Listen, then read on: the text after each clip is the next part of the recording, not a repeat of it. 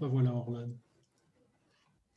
Alors, bonjour à tous. Je vous propose qu'on commence donc ce 4e webinaire dans la série que nous avons organisée depuis le mois de mars, donc avec la destination Cœur de Bretagne, en partenariat donc avec les offices de tourisme, les comités de communes de la destination.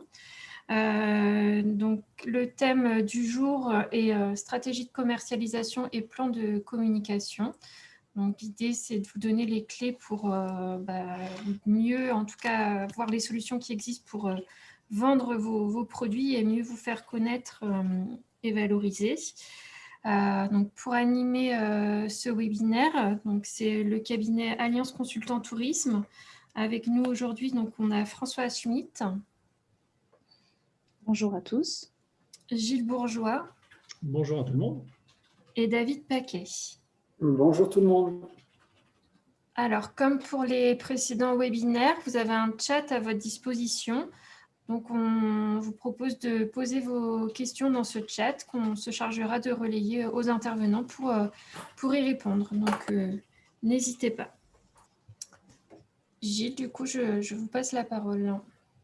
Ok, merci Orlane. À nouveau, bonjour à tout le monde. Bienvenue dans ce webinaire numéro 4, définir une stratégie de commercialisation et un plan de communication. Alors, pourquoi commercialisation et communication? Bien, parce qu'aujourd'hui, les barrières entre ces deux types d'actions sont tombées. On vend aussi bien sur des réseaux sociaux qui sont a priori dédiés à de la communication et on offre de la visibilité, de la promotion sur des plateformes de vente comme nous l'étudierons au cours de ce webinaire. Au programme, justement, très rapidement le sommaire que je vous laisse lire, on va vous proposer un diagnostic des différents canaux de vente et de communication avec leurs atouts et leurs faiblesses. On s'inspirera de bonnes pratiques et on vous fournira dans un deuxième temps des outils, 3 outils exactement, pour faire une analyse, un autodiagnostic et vous permettre peut-être de faire le ou les bons choix des canaux de commercialisation et de communication. Nous aimerions démarrer par quelques rappels, à la fois sur les notions de commercialisation et de communication. Le premier rappel, c'est le tunnel d'achat. Aujourd'hui, 80% de l'acte d'achat est travaillé quand le consommateur, l'acheteur, entre en contact avec nous, prestataires, pour finaliser sa commande. Évidemment, les phases d'information, de recherche de solutions à sa problématique ou de recherche de solutions à ses attentes et ses motivations sont faites grâce au digital, que ce soit sur des sites web, sur des forums, sur des blogs, etc. Ça veut dire quoi? Ça veut dire qu'on ne peut plus espérer vendre si l'on n'a pas été repéré, identifié comme une alternative à la problématique, une alternative aux besoins ou à la motivation du client. On voit sur cette slide que sur les 3 premières phases, qui sont le besoin, la recherche d'informations et l'évaluation des alternatives, l'objectif est de se rendre visible, soit en direct, soit via des prescripteurs potentiels. On l'étudiera également ultérieurement.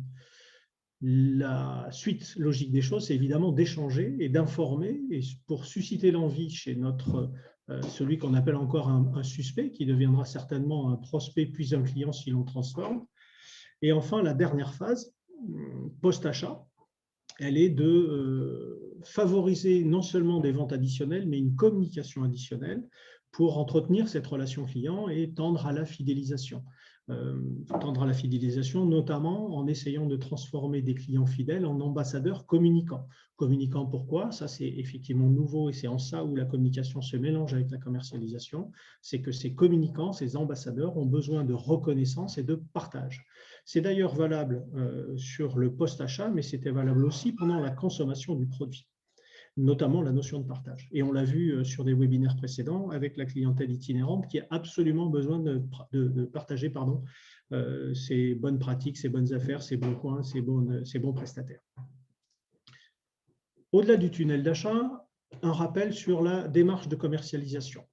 La démarche de commercialisation, si on regarde en haut la part du camembert qui est plutôt Bordeaux, elle démarre par structuration de la démarche avec un plan d'action commerciale. Le plan d'action commerciale, il est issu d'un cadre de référence. Quel est mon métier? Quelle est ma vocation? Quelles sont les valeurs de mon entreprise?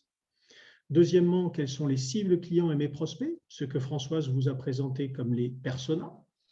Troisièmement, faire un diagnostic des forces et faiblesses commerciales de mon entreprise, ce que Françoise à nouveau vous a fait travailler sur la matrice SWOT. À partir de ce cadre des références, on définit des lignes directrices qui, premièrement, définissent les objectifs à atteindre, qu'ils soient quantitatifs ou qualitatifs. Quel client je veux essayer d'aller taper. Quelles sont les actions de terrain à mener avec des indicateurs d'efficacité. Ça, c'est très important, j'y reviendrai dans la deuxième partie du webinaire. Et évidemment, face à ces actions, quelles sont les ressources nécessaires, le temps et les compétences requises pour ce plan d'action. À partir de cette phase de structuration des démarches, on va aller chercher des sources d'acquisition de clientèle, qui sont dans un premier temps les partenariats commerciaux. On le verra avec une plateforme de vente qui est utilisée en Bretagne pour voir comment ça fonctionne, parce que ça fonctionne très bien. La deuxième solution, c'est de se faire référencer par des organismes du tourisme institutionnel, des offices du tourisme, le CRT, de façon à avoir un référencement de l'offre et de bénéficier d'une visibilité plus étendue, plus puissante peut-être, parce qu'à plusieurs, on est plus fort et parce que tout simplement, un CRT a certainement plus de potentiel promotionnel qu'une toute petite entité que l'on peut être. Et enfin, dernier camembert, favoriser la relation en direct. On va l'étudier très rapidement. Cette relation en direct, elle nécessite absolument la création d'un fichier, ou en tout cas, l'amélioration, la performance d'un fichier client. Pour cela, très souvent, de choisir un logiciel de gestion de relations clients. Pas forcément nécessaire si on a un petit fichier client, j'y reviendrai. D'accord ? Une fois qu'on a vu cette démarche de commercialisation, venons peut-être sur l'existant, c'est-à-dire le portefeuille client. Constatons qu'il est déjà établi, constitué. Il faut absolument le segmenter et je vous propose là une matrice qui s'appelle la matrice BCG de Boston Consulting Group. Alors, pourquoi segmenter son portefeuille client? Parce que tous les clients n'ont pas la même valeur au niveau de l'entreprise. Ils n'apportent pas la même valeur ajoutée, premièrement, et deuxièmement, ils ne représentent pas le même investissement, ce que je précise sur la dernière ligne, avec le ratio valeur créée versus les ressources investies. À partir de là, on doit segmenter son fichier client. Une des lois les plus connues, la loi de Pareto, la fameuse loi des 20-80, c'est-à-dire je me concentre sur les 20% de mes clients qui génèrent 80% de mon chiffre d'affaires. Pour des établissements peut-être un peu plus, non pas complexes, mais qui auraient plus de matière, c'est-à-dire plus de bases de données clients, plus de clients tout simplement, on peut s'atteler à la BCG, donc la matrice BCG qui est devant vos yeux, avec deux critères de sélection. D'une part, le chiffre d'affaires réel, réalisé, et d'autre part, le chiffre d'affaires potentiel. Alors, le chiffre d'affaires réel, c'était très facile à estimer. Il suffit d'un petit peu de comptabilité, de quelques additions, et on trouve très facilement. Le chiffre d'affaires potentiel est peut-être plus délicat, mais le chiffre d'affaires potentiel, il y a un moyen très simple de savoir, c'est tout simplement d'interroger son client ou ses clients. Alors, ça peut être fait sur des salons, ça peut être fait sur des éducteurs, ça peut être fait sur des rencontres d'affaires, mais ça peut être fait sur des rendez-vous aussi, que ce soit sur des visios ou des rendez-vous physiques. Et puis, au-delà de ça, ça va être tout ce qui est statistique fourni par des institutionnels comme Atout France, comme le CRT Bretagne, qui vont vous donner de la stat, qui vont vous donner de la matière sur le potentiel de tel ou tel persona, de tel ou tel marché. Une fois que l'on a tout ça, si vous regardez ce tableau, vous avez trois couleurs différentes. On va évidemment d'abord s'intéresser à ce qu'on appelle les vaches à lait, donc le bleu clair, qui ont un gros chiffre d'affaires réel et un petit chiffre d'affaires potentiel, tout simplement parce que ce sont nos meilleurs clients, nos clients fidèles. Ça veut dire qu'on va continuer à les entretenir, évidemment, régulièrement, même à les chouchouter. En revanche, on ne va pas investir des moyens colossaux pour prospecter et faire grandir un potentiel qui n'existe pas, puisqu'on est quasiment à 100% d'exploitation. On va absolument se concentrer sur les clients vedettes, qui ont un chiffre d'affaires réel très important et qui ont un potentiel de gros à moyen. Ceux-là sont absolument abichonnés parce qu'il y a encore du potentiel à les gratter et parce qu'ils ont évidemment, ils représentent une part de notre chiffre d'affaires très très important. Donc ceux-là, c'est le podium, c'est le top niveau, c'est ceux sur lesquels on doit absolument investir tous ces investissements, encore une fois, qu'ils soient moyens financiers, qu'ils soient humains, ou financiers. Au-delà de ces deux couleurs bleues, si j'ose dire, on a les dilemmes. Le orange clair ou le beige selon ce que ça rend.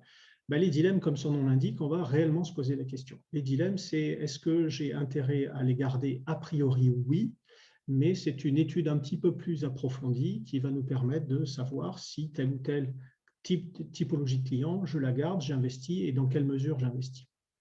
En revanche, les points morts, donc le orange un peu plus foncé, eh bien, c'est ceux sur lesquels je n'ai pas d'effort particulier à fournir. Alors, ça ne veut pas dire qu'on les met dehors, on va évidemment garder ces clients, mais en termes de stratégie de commercialisation et de communication, je vais me contenter d'envoyer, par exemple, ma newsletter, de les abonner, mais en aucun cas d'investir sur une prospection au-delà d'un canal facile, rapide et peu coûteux. Je vous propose de passer ensuite sur, nous avons vu les canaux de commercialisation et le portefeuille client. Je vous propose de passer sur les canaux de communication. Canaux de communication, je ne vous apprends rien, il y a du online et du offline. Je vais vous proposer de faire un focus sur certains, puisque d'autres vont être vus, notamment dans les canaux, dans les descriptifs des canaux qu'on étudiera au-delà.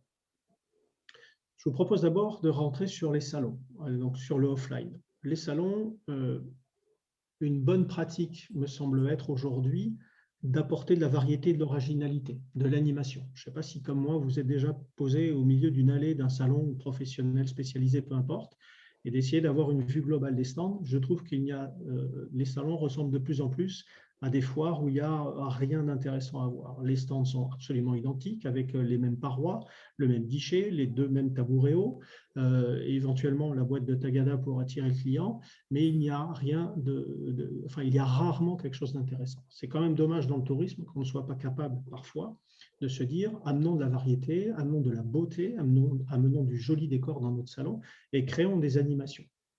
L'intérêt d'ailleurs de créer des animations, c'est justement de se regrouper sous l'enseigne Cœur de Bretagne, CRT ou autre, d'une part pour minimiser les coûts, évidemment, et maximiser les impacts, c'est-à-dire générer plus de flux sur son site, sur son stand, sur son grand stand pour le coup, générer plusieurs animations qui vont créer ces impacts. Charge à vous ensuite de vous répartir, les prospects, les visiteurs, mais c'est toujours plus intéressant de se partager les visiteurs venus chez vous, en Bretagne, plutôt que d'essayer d'aller les piquer sur d'autres régions. Le deuxième focus que je voudrais faire très rapidement, c'est la newsletter. Alors, on peut être sur du online ou sur du offline. Attention à la newsletter, vous le connaissez aussi. Attention à la RGPD aujourd'hui. Nous devons avoir l'accord des internautes pour envoyer de la newsletter. Et puis surtout, la chose la plus importante, il faut produire du contenu utile. Produire du contenu inutile, parler pour ne rien dire, pardon de le dire comme ça, mais ça n'aboutit simplement qu'à un boycott de notre newsletter, c'est-à-dire un désabonnement ou une mise immédiate dans les spams, dans les indésirables. Le troisième focus que je veux faire un petit peu plus longuement, c'est les avis clients. Ceux-là sont absolument essentiels. C'est un véritable canal, non seulement de communication, mais ça devient complètement un canal un canal de communication, mais ça devient un canal de commercialisation. À ne surtout pas négliger. 70% des internautes aujourd'hui accordent leur confiance à ce canal, contre 14% à de la pub. Alors pourquoi autant d'impact? Pourquoi faire confiance à des gens, des consommateurs qu'a priori on ne connaît pas? Eh bien justement parce que ce sont des consommateurs. Justement parce qu'on considère que c'est la vraie vie et que ce n'est pas un élément commercial, une publicité apportée par un marketeur. Donc on fait plus confiance aujourd'hui aux consommateurs lambda qu'on ne connaît pas, qui est le même que nous, qu'à la publicité et aux marketeurs. Autre élément important sur les avis, avoir des avis positifs et négatifs n'est pas scandaleux, n'est pas irrémédiable. Au contraire, c'est considéré comme un facteur de normalité. C'est bon signe pour un internaute qu'un établissement ait des avis positifs et négatifs. Mieux, une réponse justifiée à un avis négatif est une preuve que le client est considéré. Et ça, c'est extrêmement bon pour l'internaute. Ça veut dire que le prestataire s'intéresse à son client jusqu'à lui répondre. Enfin, dernier point, certains nous disent que sur les avis clients, qu'une critique injuste, il y en a, des faux avis, il y en a malheureusement, mais une critique injuste a autant d'impact positif qu'un avis positif lui-même. Pourquoi? Parce que les vrais internautes, ceux qui émettent de vrais avis sur le vrai produit qu'ils ont consommé, vont être ce que j'appelle moi des oraux, c'est-à-dire qu'ils vont intervenir au secours du prestataire pour corriger ce mauvais avis qui est abusif. Je profite de ce petit focus pour suggérer une bonne pratique qui servira au référencement SEO et SEA que l'on voit dans le carré online. Les avis clients, que ce soit les vôtres, que ce soit de vos concurrents, que ce soit de vos collègues, ont un élément intéressant qui vous permet d'aller retirer du verbatim, c'est-à-dire les mots, les phrases, pour aller extraire ce qui fonctionne ou ce qui ne fonctionne pas. Je crois que j'en parle un petit peu plus tard, mais rapidement, en extrayant ces verbatims et en les mettant dans des sites web type nuagedemots.com ou nuagedemots.fr, qui sont des sites gratuits, vous allez pouvoir extraire ce qui ressort aussi bien en positif qu'en négatif, que ce soit sur votre domaine d'activité, sur votre établissement vous-même, éventuellement sur l'établissement de vos concurrents. Ressortir ces éléments-là, c'est extrêmement bon parce que ça vous permet de savoir ce que vous faites bien, ce que nous faisons bien. Ça nous permet de savoir ce que nous faisons moins bien au regard de notre client. Et puis, ça nous permet clairement d'aller dérouler de l'argumentaire commercial, y compris d'ailleurs dans le offline, c'est-à-dire d'aller traiter ce vocabulaire-là dans nos brochures, dans nos catalogues, dans nos argumentaires commerciaux. Je passe maintenant la parole à David pour l'autre slide sur les canaux de communication. Alors, pour compléter cet écosystème de communication, où on va avoir effectivement tous les éléments, je dirais, incontournables de votre démarche, il y a aussi d'autres éléments qui sont très importants, c'est la manière dont vos clients vont parler de vous. Alors, on va encore plus loin sur la question des avis clients, parce qu'on va utiliser notamment tout ce qui tourne autour de l'image, du témoignage. Et en fonction des cibles et de vos clients, on va utiliser différents canaux. Je m'exprime. Ici, vous avez un exemple qui est plutôt tiré d'une structure qui travaille avec des enfants sur de la colonie. Et donc, on a des contraintes de communication par rapport à des publics mineurs qui sont assez fortes. Par contre, ces contraintes de communication, elles peuvent être contournées à partir du moment où c'est les enfants eux-mêmes qui vont faire leur publication sur leur réseau. Ils vont utiliser pour ça d'autres moyens que vous connaissez, qui sont des moyens fermés en partie comme Snapchat, c'est réservé à mon groupe d'amis, Snapchat, WhatsApp, la diffusion de vidéos. Alors, certes, il y a des choses qu'il faut contrôler, c'est le rôle des animateurs de vérifier que les images, les vidéos qui vont sortir de la structure doivent être conformes au respect des personnes. Mais néanmoins, si on favorise justement la mise à disposition d'images en direction des enfants, on va développer tout le potentiel communication. De la même façon, vous avez des grandes stations de ski, vous avez également Nice qui a travaillé là-dessus, en mettant le nom de la ville associé à un item qui va faire qu'on va s'approprier cet item, on va venir se prendre en photo devant et on va le diffuser soi-même. Et ça, c'est un moyen de communication moins officiel qui est très intéressant à utiliser.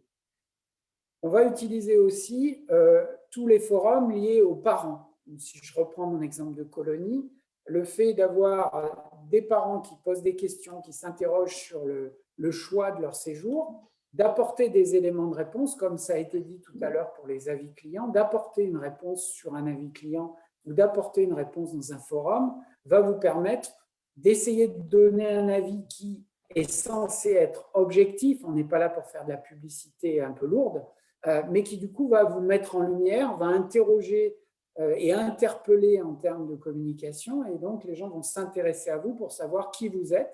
Si vous avez une réponse très pertinente qui n'est justement pas une publicité grossière, vous allez générer comme ça beaucoup d'intérêt.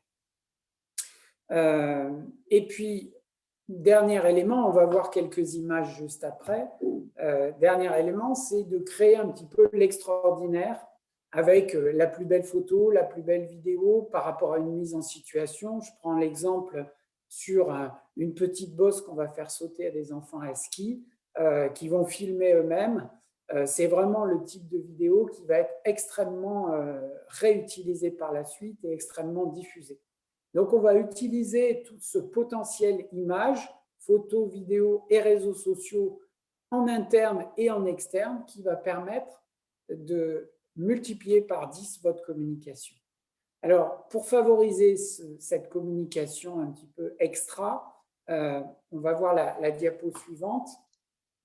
On va voir que justement, on va traiter toutes ces images sur le thème de l'humour et un petit peu de l'insolite, avec des petits montages vidéo ou parfois des images qui cassent un petit peu les codes. Là, on voit des vététistes souriants, bien qu'ils soient boueux. Et le thème, c'est « Vous allez vraiment baver ». On comprend bien qu'avec le sourire qu'ils ont un peu souffert, mais tout est relatif. Sur d'autres images, là où on voit ces petits chalets en Polynésie, forcément, ça attire l'attention. Ou sortie de douche avec ces petits moutons, ça donne aussi très envie. Le jeu des erreurs, les images déformées ou l'image vraiment insolite avec, on a l'impression que c'est l'œil qui sort à la place de la balle. Tous ces éléments font qu'on accroche, on favorise la diffusion. Alors, parmi les images qui accrochent le plus, je ne vais pas inventer la poudre, hein. Aujourd'hui, ce qui est le plus diffusé, le plus regardé, que ce soit sur TikTok ou sur Facebook, c'est tout ce qui tourne autour des petits chats, des animaux, des choses très, très jolies, assez légères. C'est vrai que ça circule beaucoup. Donc, réfléchissez à une communication comme ça, un petit peu décalée, qui pourrait être reprise et dans laquelle vous n'avez pas, comme je le disais, une communication grossière, une publicité évidente. C'est simplement montrer que vous avez de l'esprit, montrer que vous avez un peu de recul sur votre activité. Les gens s'interrogeront eux-mêmes de savoir qui vous êtes derrière. Ce n'est pas vous qui devez être mis en avant, c'est l'état d'esprit et les valeurs que vous voulez faire ressortir. Donc ça, c'est une approche de communication un petit peu décalée qui vient compléter ce qu'a expliqué Gilles tout à l'heure sur les points incontournables. Et là, on touche à quelque chose de plus subtil. Et j'ai pris l'exemple délibérément des enfants parce que c'est très difficile de communiquer sur le secteur des enfants, c'est très difficile d'utiliser des images si on utilise les siennes, mais si à l'inverse, on favorise la prise de photos, la prise d'images dans le séjour des enfants, on va nécessairement multiplier les résultats. Je te relaisse la parole, Gilles, pour la suite. Ok, merci David. Alors, je vous propose tout de suite de rentrer sur les options de commercialisation, d'étudier les différents canaux. Et puis, comme David vient de me passer la parole, je la lui repasse à mon tour avec la commercialisation indirecte dans un premier temps. Alors, cette commercialisation indirecte a généré beaucoup de débats entre nous et pour vous aussi, je le pense. Alors, je me rapprocherai simplement d'un aspect du webinaire précédent qu'on a évoqué sur l'aspect coût de revient, marge et performance. On a bien vu ensemble que plus vous allez développer le volume d'activité, plus vous diminuez vos coûts de revient et donc vous augmentez les marges. Néanmoins, dans vos calculs de coût de revient, prix de vente, vous devez intégrer ce qu'on appelle une marge commerciale. Et dans ce choix de commercialisation, c'est vraiment quelque chose qui est écrit au départ, c'est que beaucoup d'entre vous ont fait un calcul de prix et n'ont quasiment pas inclus de marge. Donc, elle se fait un peu par obligation, par contrainte, en se disant si je passe par un partenaire qui va me revendre, ça peut me coûter. Néanmoins, moi, je vais mettre un petit peu en avant les avantages. Gilles nous dira un peu ce qu'il en pense côté inconvénient. Pour moi, le premier avantage, c'est que si je passe par un partenaire, je vais le choisir parfois un petit peu éloigné de ma zone de travail. En premier point, ça va me permettre d'aller toucher une clientèle beaucoup plus large. Je suis en cœur de Bretagne, je vais aller chercher un partenaire en région Île-de-France et il va m'apporter un potentiel de clientèle important. Mais face à ça, David, ce même partenaire un peu éloigné va nous demander une commission de 10 à 20%. Est-ce que ça, ce n'est pas pénalisant sur notre prix de vente? Alors, effectivement, ça pose la question de est-ce que j'ai inclus une marge ou est-ce que par le développement d'activité, ça va me générer suffisamment d'économies sur mes coûts de revient pour générer cette marge? La question est posée. Mais ce qu'il faut regarder également, deuxième point, c'est que je ne vais pas engager les mêmes frais en termes de communication, en termes de temps, pour développer cette clientèle. Finalement, je vais lui envoyer des photos, je vais lui amener un descriptif, je vais venir le rencontrer une première fois, mais après, il va faire son travail tout seul. Il va lui-même faire sa communication pour me revendre. Donc, quelque part, je vais faire une économie sur mes coûts de communication où c'est lui-même qui va faire tout le travail. Vous connaissez quelques OTA, on y reviendra tout à l'heure avec des exemples, mais il s'approprie votre image, il s'approprie votre nom, il s'approprie vos images et il communique en votre nom. Ça a quand même quelques intérêts en termes d'économie. Alors, ça a des intérêts en économie, mais est-ce qu'il n'y a pas justement ces risques liés à l'argumentaire de vente, c'est-à-dire avoir un argumentaire de vente parfois mal ciblé ou parfois totalement erroné, par méconnaissance simplement? Effectivement, il y a un gros risque là-dessus, c'est que lui, il a envie de vendre, il paye une commission. Alors, il a la relation client, il a plutôt intérêt à conserver le client. Donc, il a intérêt de rester quand même assez fidèle. Mais quelque part, parfois, l'appât du gain peut faire qu'il va gommer un petit peu ce qu'on peut identifier comme des petits défauts ou ce qui peut poser question au client, il va le passer un peu aux oubliettes pour faire en sorte qu'il vienne une première fois chez vous. Et en se disant, il va aller là chez eux en Bretagne, et puis après, moi, je le récupérerai, puis je l'enverrai en PACA chez Gilles, qui l'accueillera sur Nice. Peut-être. Je ne pique pas les clients à la Bretagne, surtout pas.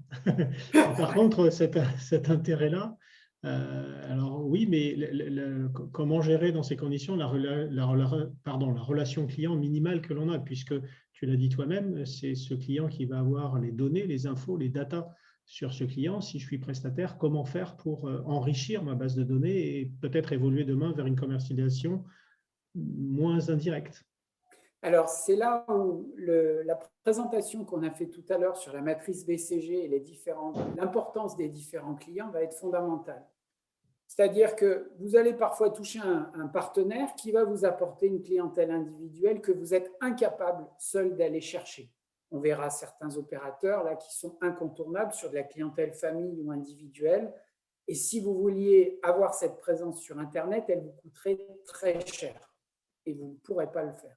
À l'inverse, quand ce client travaille avec des groupes, là, ça peut être intéressant, ça peut devenir pour vous une clientèle principale, une clientèle prioritaire, en se disant, là, il m'apporte un groupe de 40, 50, que ce soit des scolaires, que ce soit des sportifs, et moi, j'ai intérêt de les fidéliser. Donc, la tentation va être grande de se dire, est-ce que je ne vais pas aller chercher le client en direct l'année d'après? C'est possible dans certains cas, c'est verrouillé parfois dans les contrats, et parfois c'est aussi votre intérêt de continuer à travailler avec ce partenaire parce qu'il vous amène comme ça des clients groupes qui sont loin de chez vous et que vous n'arriverez pas à séduire. Je prenais l'exemple de l'Île-de-France parce que c'est un marché ultra concurrentiel. Demain, si vous devez prendre votre petite valise pour aller démarcher les clients en Île-de-France, vous n'aurez pas le temps de le faire. Donc, vous avez parfois intérêt de continuer à travailler avec ces opérateurs parce qu'ils vous amènent une proximité. Mais vous ne pourrez pas agir ou peu agir pour fidéliser, continuer à travailler avec ces clients-là. Et j'ai trouvé parfois des cas, notamment dans le milieu scolaire et centre de vacances, où on avait plus de 80% de clients qui dépendaient d'un seul partenaire. Et je ne vous raconte pas que quand je suis intervenu, c'est que justement, ils avaient perdu ce partenaire. Donc, voilà le chantier que nous avions sur les bras. J'ai perdu 80% de mon activité. Comment je peux survivre? Donc, ça pose bien cette question, effectivement, ce dilemme commercialisation indirecte ou pas. On va voir les opérateurs, selon le cas de figure et selon la réflexion qu'on avait, clientèle vache à lait ou les autres, vous faites des choix. Ce qu'on voit aujourd'hui et ce qui, on le pense, peut fonctionner chez vous, c'est non pas d'être simplement une structure d'hébergement, on l'a déjà développé sur les premiers webinaires sur la question du positionnement, mais d'être une structure d'hébergement associée à une thématique, associée à une offre, à un produit. Ça, véritablement, c'est une entrée marché qui fonctionne. Vous avez ici un exemple avec un opérateur parmi d'autres, mais qui vend déjà la Bretagne. Et voyez que chez lui, on va travailler par thématique, que ce soit pêche, que ce soit séjour en amoureux, romantique. Alors, ce n'est pas incompatible, hein, on peut imaginer les deux, mais ce n'est pas le cas ici, c'est séparé parce que c'est une entrée qui va permettre de toucher une clientèle spécialisée qui vient chercher ce type de séjour. Pêche, chasse, et il y a bien d'autres thématiques chez lui qui sont intéressantes. Il existe aujourd'hui, comme je le disais sur la Bretagne, c'est un exemple parmi d'autres. Mais il a un coût, et là on va vraiment toucher de l'individuel, du couple, qui fait que si vous voulez avoir cette présence à une échelle nationale, ça vous coûterait très cher en moyens numériques pour pouvoir, entre guillemets, le concurrencer. On va regarder un autre exemple aussi, qui, cette fois-ci, est un petit peu plus généraliste. La difficulté avec lui, c'est que Mike Trip Taylor, c'est qu'il va vraiment choisir les grandes cartes postales du territoire. Et aujourd'hui, eh bien, il vous tourne autour. Il est très présent sur le littoral. Il y a quelques circuits chez lui qui sont référencés, qui sont intéressants, mais finalement qui passent peu par votre territoire.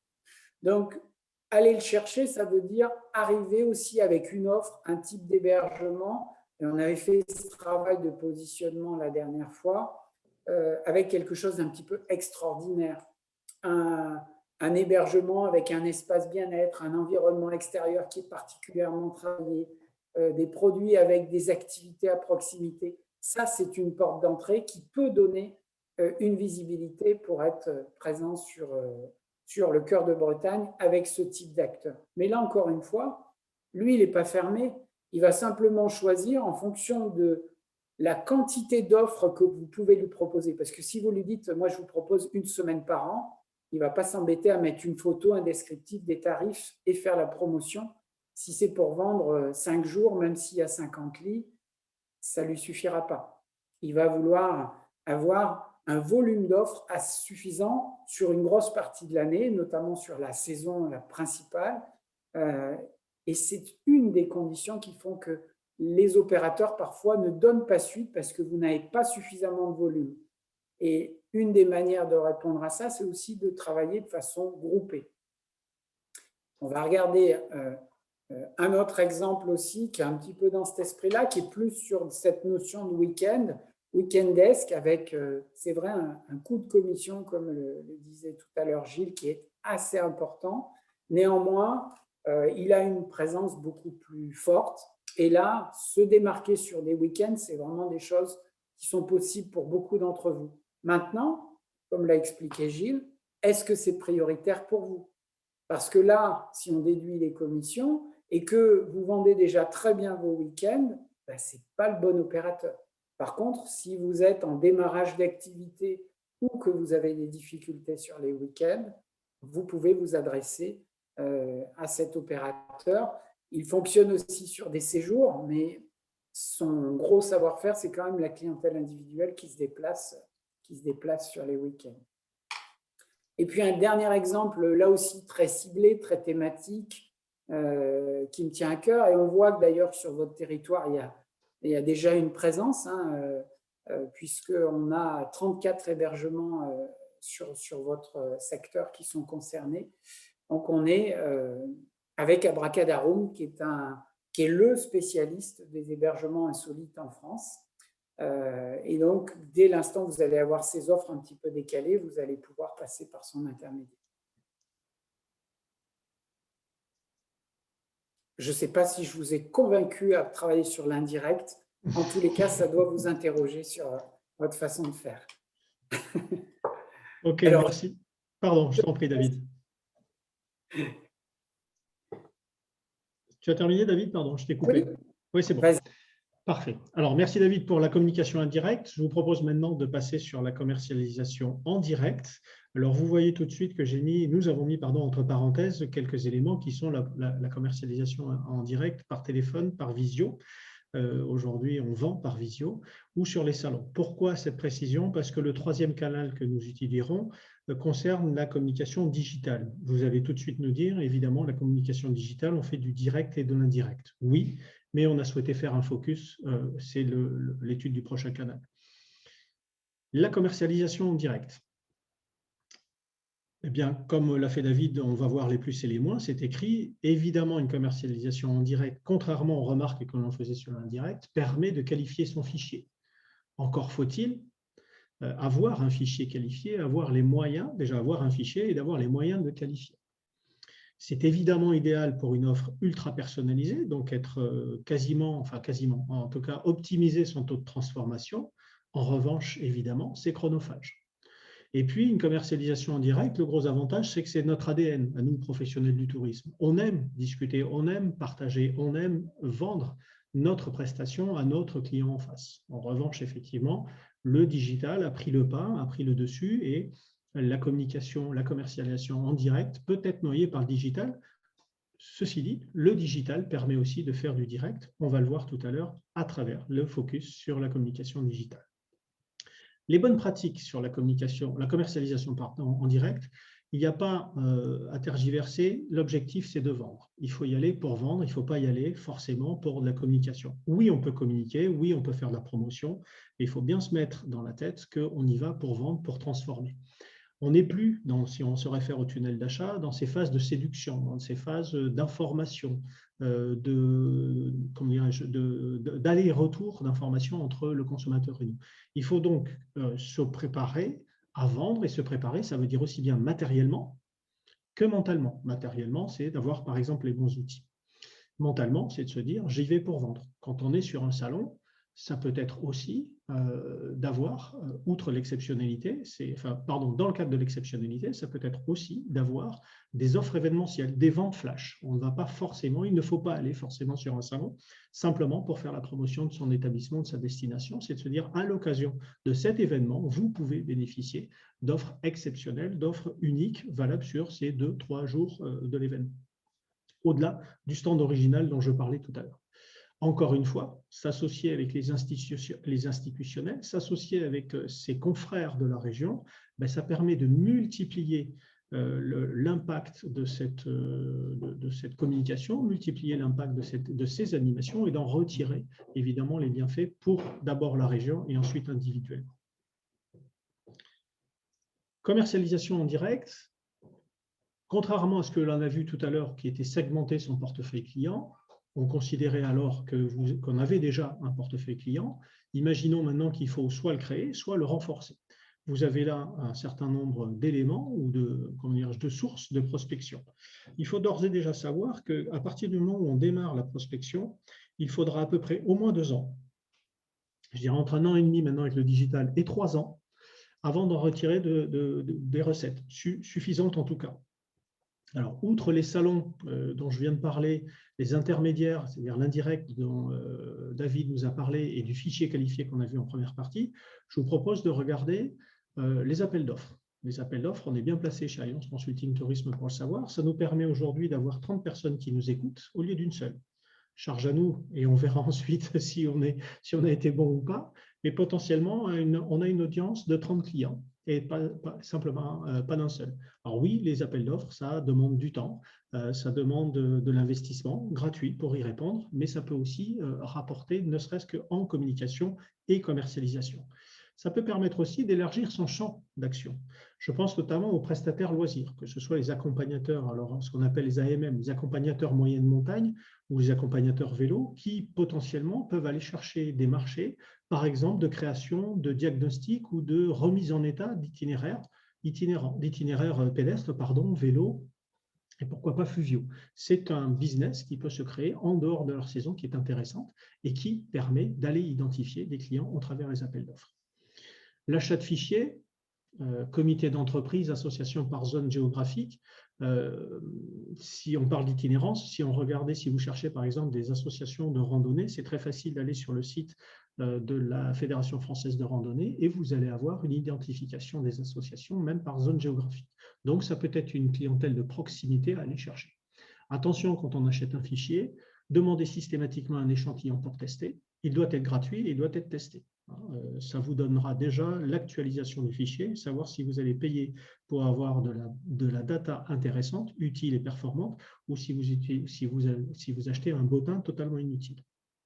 Encore une fois, s'associer entre entreprises, entre professionnels complémentaires est intéressant.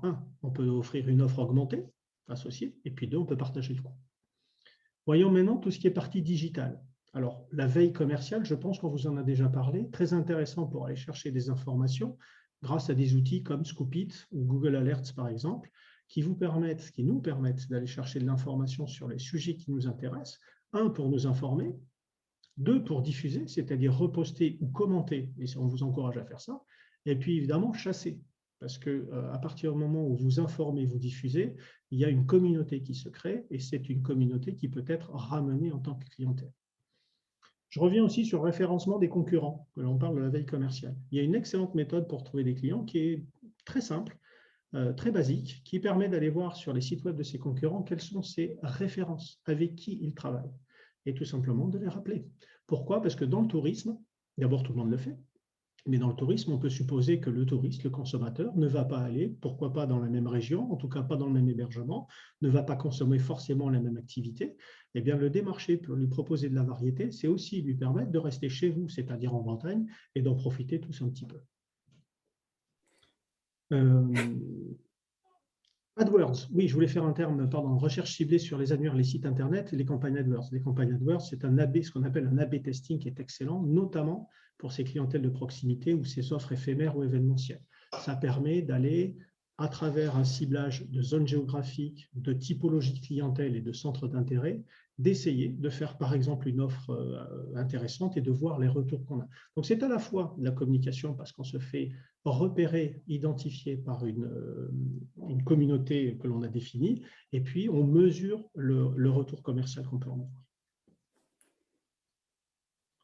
Je voudrais ajouter juste un élément que j'ai tendance à dire assez souvent, c'est que si vous n'avez pas le temps de vous occuper de vos clients, laissez faire vos concurrents, ils le feront très bien à votre place. Ça illustre ce qu'a expliqué Gilles tout à l'heure, dans le sens où vous avez des clients qui sont réguliers, souvent en hébergement. Par contre, si d'une année sur l'autre, vous ne leur donnez pas de nouvelles, ils vont repartir en vous disant on reviendra peut-être sans doute l'année prochaine, c'était très bien, on est ravis. Et puis, sans nouvelles de vous pendant un an, il est possible qu'entre-temps, ils aient des nouvelles de vos concurrents qui leur fassent envie, qui leur donnent envie d'essayer, qui leur fassent une offre particulière, et vous les perdez. Et autant un client individuel par rapport à la logique qu'évoquait Gilles, encore une fois, sur la matrice BCG, c'est une petite perte, mais un gros client groupe, ça peut être une grosse perte. Ça peut être une semaine de vide chez vous parce que vous aviez pré-réservé cette date dans votre calendrier. Donc, n'oubliez pas, par rapport à l'importance de vos clients, la base de votre fichier, c'est de les prioriser et c'est d'agir dessus. Et puis, je rajouterai, David, si tu me le permets, comme dirait Françoise, les clients individuels peuvent être des clientèles groupes, ne serait-ce qu'à travers la définition d'un persona, ça peut être considéré comme un groupe. Donc, un client individuel plus un client individuel, etc., ça peut faire effectivement pas mal de pertes. La phase suivante, c'est commercialisation et communication digitale.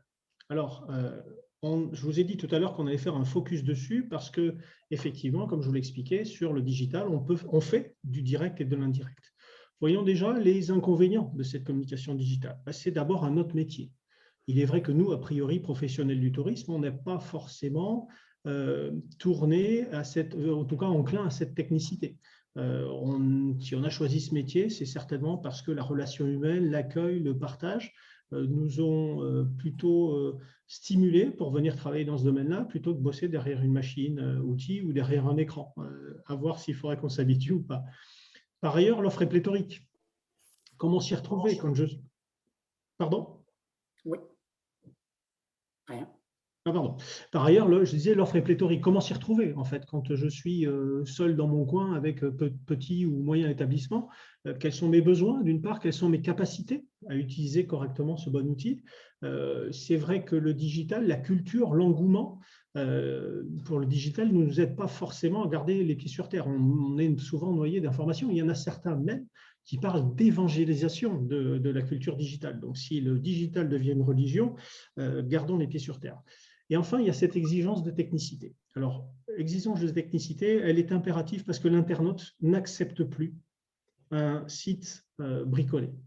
En moins de 2 secondes aujourd'hui, l'internaute voit s'il est sur un site qui va lui inspirer confiance ou pas. Et si ce n'est pas, il va évidemment quitter très rapidement, en moins d'un clic, cette adresse-là. Un chiffre pour vous donner, pour illustrer ces propos. Aujourd'hui, un internaute européen qui recherche un hébergement pour ses vacances, par exemple, parcourt en moyenne 45 sites d'hébergement avant de réserver fermement. 45 sites. C'est évidemment pas la veille. Mais aujourd'hui, carrément en confinement, on est déjà, depuis quelques mois, sur des réflexions, des recherches sur Internet pour aller réserver nos futures vacances. Le parcours de cet internaute nous montre qu'il saute de site en site, de type de site en site. Il va aller sur un OTA, il va rebondir sur un hébergeur, puis revenir sur un autre hébergeur, potentiellement aller sur un site d'avis client, etc., pour confirmer sa réservation. Ça pourrait être sur un OTA, sur le site de l'hébergeur, etc. 45 sites pour un internaute européen aujourd'hui. Aux États-Unis, c'est 350 sites qui sont consultés. Sachant qu'on est à peu près 10 ans derrière les États-Unis, on peut imaginer que ce comportement va absolument s'intensifier. Face à ces inconvénients, voyons les aspects positifs. L'aspect positif, c'est que c'est d'abord une tendance lourde. Rappelons-nous le tunnel à l'achat. Puis, je vous pose une question. Que faites-vous, que faisons-nous quand on doit réserver un restaurant quand c'est possible, évidemment, mais nos vacances, eh bien, qu'est-ce qu'on fait? On va tout simplement sur Internet pour se renseigner avant même de réserver. Aujourd'hui, même nos courses alimentaires, le confinement nous a accéléré le processus. 18% des consommateurs aujourd'hui déclarent faire leur type de course, leur course alimentaire au moins une fois par mois. Je suis persuadé qu'à la fin du 3e confinement, ce pourcentage aura explosé. Vous avez dans la tendance lourde 47 à 70% des réservations qui sont faites sur les OTA. Alors ce chiffre, vous me direz 47 à 70, l'écart est important. Évidemment, il est variable selon les secteurs, mais aussi selon la dynamique digitale du professionnel.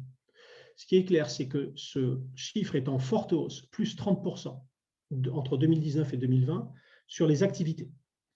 Moins 10% sur l'hébergement, mais ce moins 10% s'explique parfaitement, c'est que les 3 géants que sont Booking, Airbnb et Expedia ont divisé leurs investissements par 3, évidemment, suite à la crise Covid. Donc, moins d'investissement de ces 3 mastodontes génère une baisse de 10% des réservations via leur site. Enfin, le plus important, c'est cette notion de service que le client souhaite, que nous souhaitons en tant que consommateurs.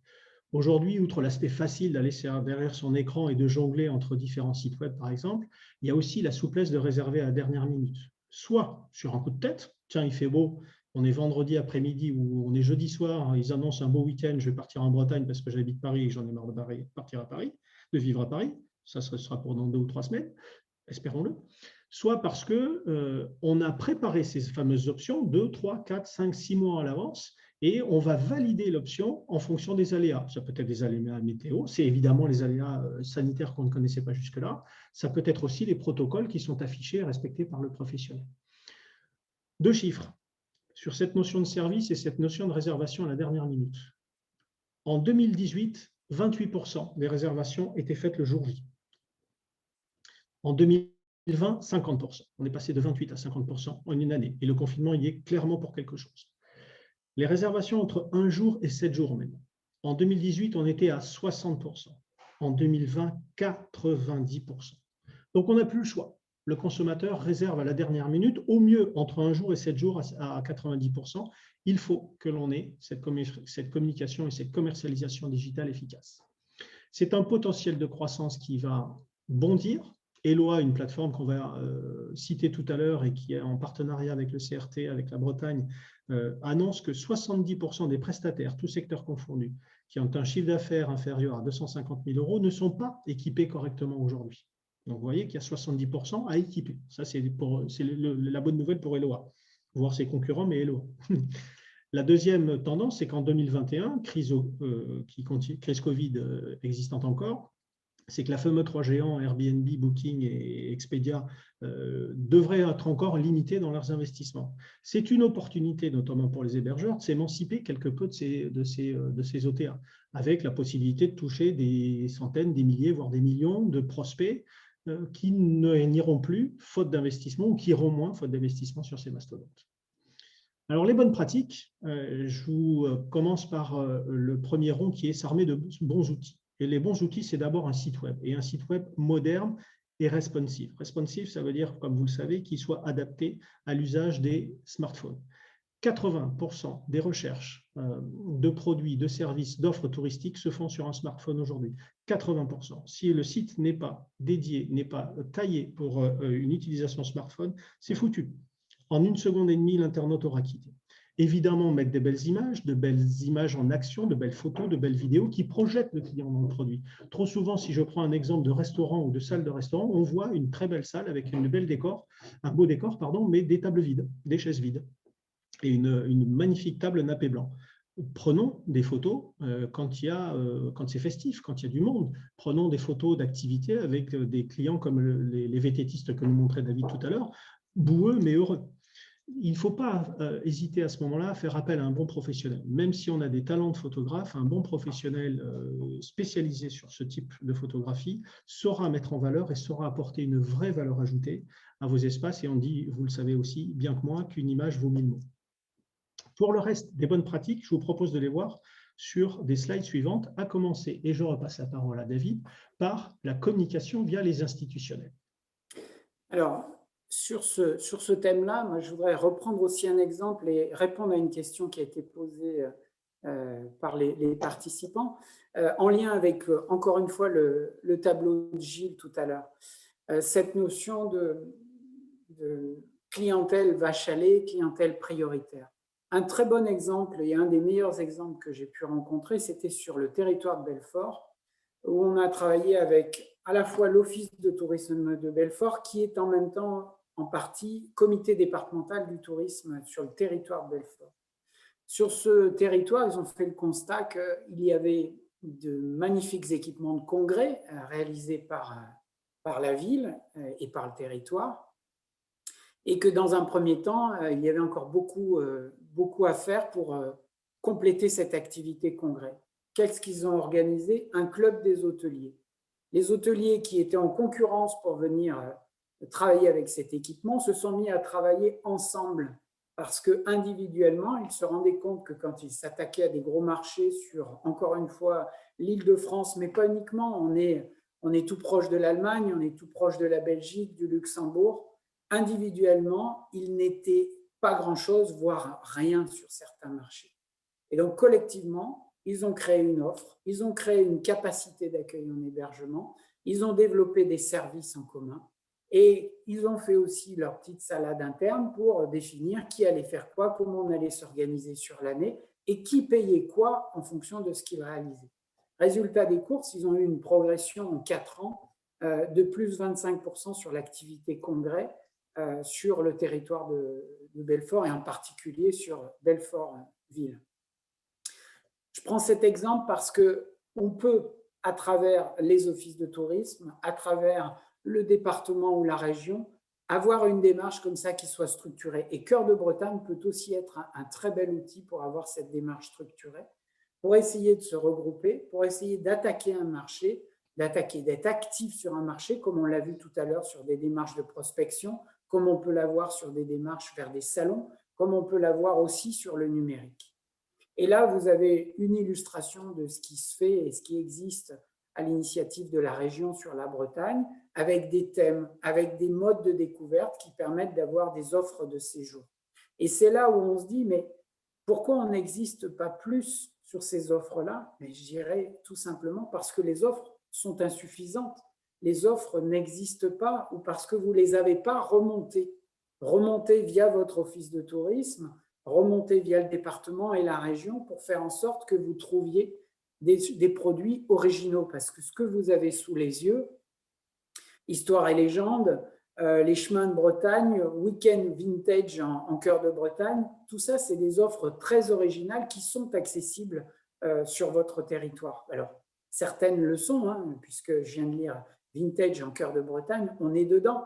Mais vous voyez qu'il faut se structurer, s'organiser et parfois mettre la main à la pâte pour développer les services, créer une offre vélo, créer une offre VTT, randonnée un peu itinérante. Ça suppose qu'à un moment, on accepte de faire du transport de bagages. Ça suppose que si le client m'appelle à 19h parce qu'il commence à faire nuit, je vais développer le service d'assistance pour lui venir en aide. Et si tout ça, on ne l'écrit pas, le produit n'existe pas. Donc ça, c'est vraiment un premier exemple pour la Bretagne qui nécessite d'avoir cette démarche de structuration de l'offre et qui vous permet, comme l'a expliqué très bien Gilles, d'avoir un relais dans votre écosystème de communication. Vous-même, vous parlez du produit avec vos partenaires, l'office de tourisme relaie cette information, la région relaie cette information, la puissance en termes de visibilité, notamment sur des thématiques, vous permet de progresser et d'être plus visible, notamment sur des thématiques très spécialisées. La diapo suivante va nous amener aussi sur d'autres thématiques avec d'autres types de partenaires. On est bien sur de la communication, on n'est pas sur de la commercialisation. Les fédérations de pêche sont de plus en plus actives pour mettre en avant non seulement les établissements labellisés pêche, on l'a évoqué dans quelques-unes des offres, mais parfois aussi des séjours, c'est-à-dire l'établissement plus le guide de pêche ou l'établissement plus de la location de matériel pour promouvoir et vendre ces séjours pêche. Ça fait partie des partenaires qui vont donner de la puissance et donner de la force à votre communication. Donc, vous voyez que là, on a un gîte labellisé pêche sur le cœur de Bretagne. Il peut y en avoir d'autres. Vous êtes nombreux à être au bord des rivières. Et puis, on va continuer sur un autre exemple, mais on va rentrer de manière plus opérationnelle.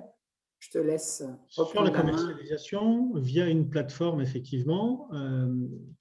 Et en l'occurrence la plateforme LOA pour ne pas la nommer, et je vous ai pris l'exemple de la gare de Guiscriff en espérant ne pas avoir écorché ce nom.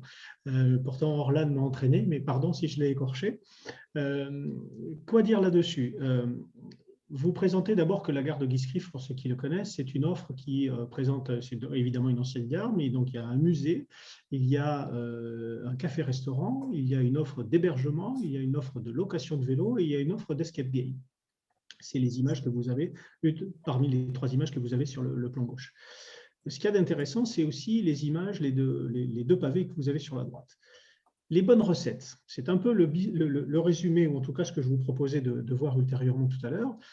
Ça marche, ces bonnes recettes, aussi bien pour les prestataires d'activités, par exemple, que pour les hébergeurs. Premièrement, la bonne recette, c'est vendre en direct, mais en intégrant le parcours client.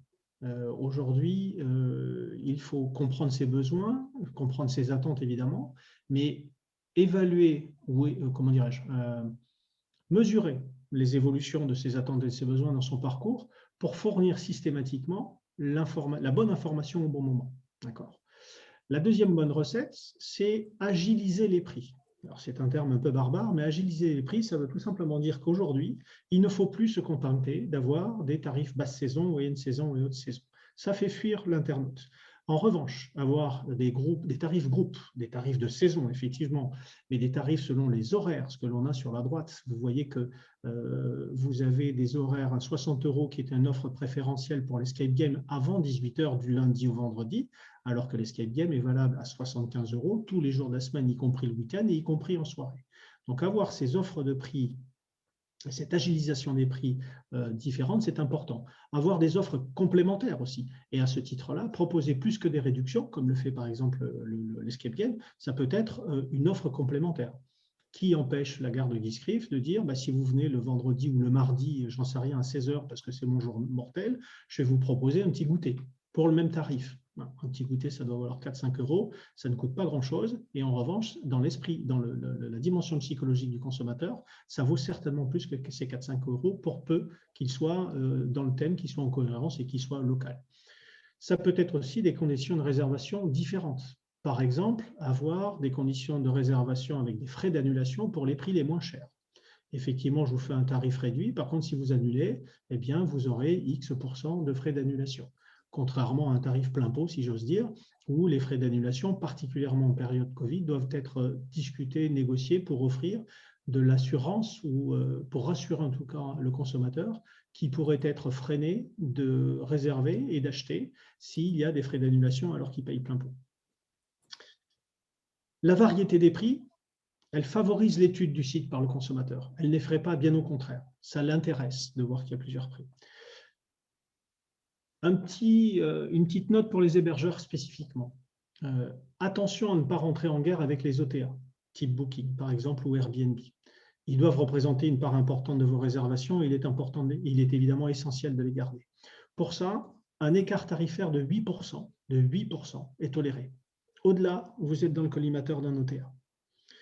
En revanche, ne jouez jamais sur les stocks. Ça veut dire ne leur proposez certainement pas des disponibilités, je cherche le terme, des allotements, ça y est, je l'ai trouvé, pardon, des allotements sur l'hiver, c'est-à-dire à votre morte saison quand c'est très compliqué à vendre, pour leur empêcher, pour leur barrer votre stock sur la haute saison quand ils pourraient faire de l'argent. Ils ont le même objectif que nous, gagner de l'argent. Clairement, les OTA, si ils identifient que vous leur filez vos chambres vides de l'hiver et certainement pas vos chambres l'été quand vous êtes plein et qu'eux aussi pourraient commercialiser plus facilement, ils vont clairement vous boycotter. D'accord ? Troisième élément, après vendre le parcours client, l'agilation des prix, la variété de l'offre. La variété de l'offre, c'est par exemple offrir des bons de réduction, ce que vous avez sur le pavé à droite, des bons cadeaux. Eloa cite un chiffre qui est très intéressant. Chez certaines maisons d'hôtes qui sont sur cette plateforme, ça représente 10 à 12 000 euros de chiffre d'affaires, les bons de cadeaux et les bons de réduction. D'accord ? Et ce qu'il y a d'intéressant, c'est que les ventes se déroulent essentiellement sur des fêtes comme Noël ou la Saint-Valentin. Donc, avoir de la trésorerie à cette période-là, je pense que ça intéresse tout le monde. Pour ça, je vous invite à vous rapprocher, vous avez ces coordonnées en bas de slide, de rapprocher de Soisic Thierry de Tourisme Bretagne, qui est chargé de la commercialisation et qui a traité et qui gère cet accord que le CRT a passé avec la société Eléa. Je ne suis pas dans le secret du contrat, mais je présume qu'en tant que destination majeure, vous avez négocié des tarifs préférentiels pour l'ensemble des adhérents au CRT. Et puis, encore une fois, le deuxième intérêt, c'est de multiplier la visibilité de la région. Plus vous êtes nombreux sur ces plateformes-là, Eloa en l'occurrence, plus on va voir votre région. Et plus on verra votre région, plus on aura envie d'y aller. Charge à vous ensuite, entre guillemets, de vous bagarrer pour les faire venir chez vous plutôt que chez le copain d'à côté. Mais l'importance d'avoir une destination, une visibilité digitale est majeure grâce à ces plateformes.